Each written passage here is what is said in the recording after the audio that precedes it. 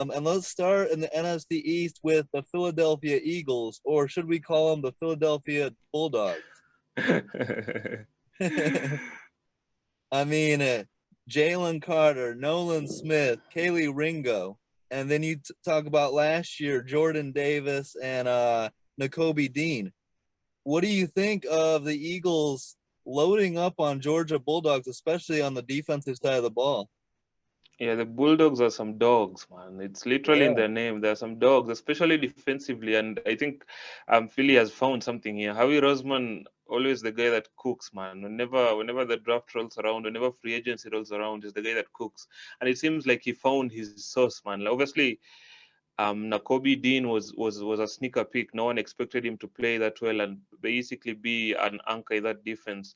And obviously, we know Jalen Carter obviously teaming up with Jordan Davis. That duo that basically boss people around in Alabama. It's in Georgia. It's yeah, nuts, man. And to man. think that they have a chance to reunite at the next level. And obviously, we talk about Kele Ringo and obviously the way that his draft stock basically plummeted towards the draft, which is just crazy that he was there basically during those later rounds. We expected him to be a first or second round pick, and Yep. he might be another still pick that the Eagles have here, but and obviously they murdered the draft, man. You think getting Nolan Smith at 30 overall? Most Yeah. people thought he'd go in the top 15, and Yep. yeah, basically they had a hell of a draft. Just a little insight on Nolan Smith, former Falcons great pass rusher John Abraham. Loved Hmm. Nolan Smith. Wanted the Falcons Hmm. to take him number 8 overall. He liked him that much. Jeez. And he compared Hmm. him to a young Von Miller. So I hope the Eagles didn't just get Von Miller. I mean, my God. Yeah, that'd be amazing for Eagles fans, but it'd be terrible for Cowboys fans who know they basically need an O line, man, and they don't have that at the moment. Yeah, I'm mad at the NFL. All right, I got Hmm. beef with the NFL, and specifically the Detroit Lions and the Chicago Bears. How in Okay. the hell do you allow Jalen Carter to fall into your lap and then you trade back? What are you doing? Jalen Carter might be the best defensive player in this entire draft. He's Hmm. drawn comparisons to Warren Sapp and Aaron Donald coming out. Hmm.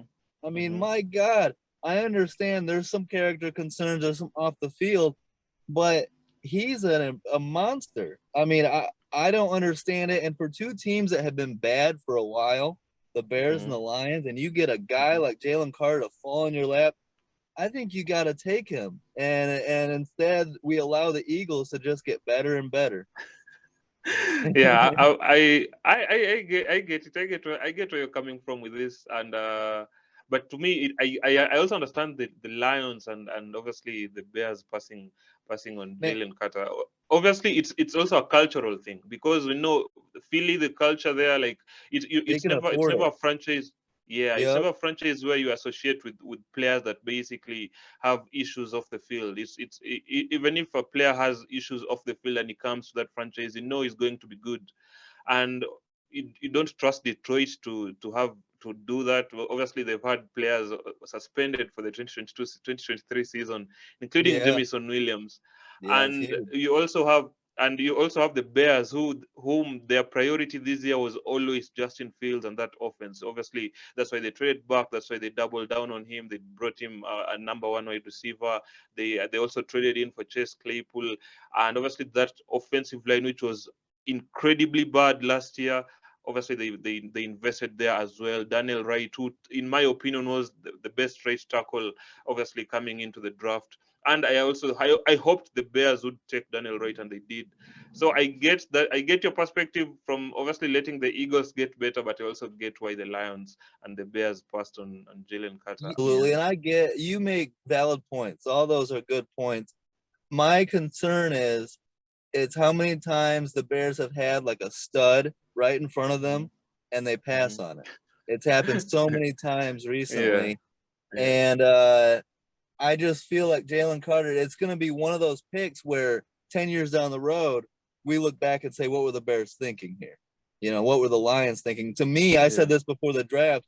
My nightmare scenario was Jalen yeah. Carter falls to the Lions and they take him.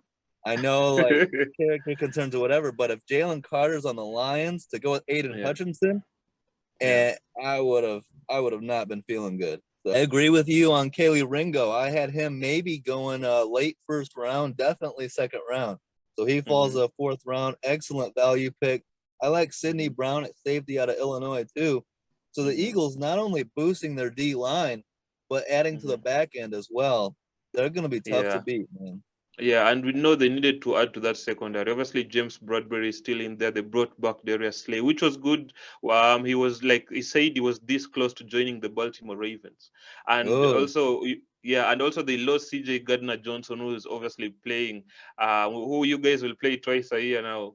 So yeah, they needed to Detroit. add to that secondary, and obviously they did. Hopefully they still remain as strong as they were last year. Because I had a conversation with someone, and he said although the Eagles got better via the draft, he still thinks this roster is still way worse than the roster they had last year. So we'll have to wait and see if it's still as good as they were I basically. don't think so. I think they're the favorites to win that division. I think they're Yeah, damn good. I don't see losing defensive coordinator Jonathan Gannon as that big of a loss. offensive And I, coordinator Shane Steichen. yeah, well, Steichen might be more of a loss, but I still expect the Okay. Eagles to be really good.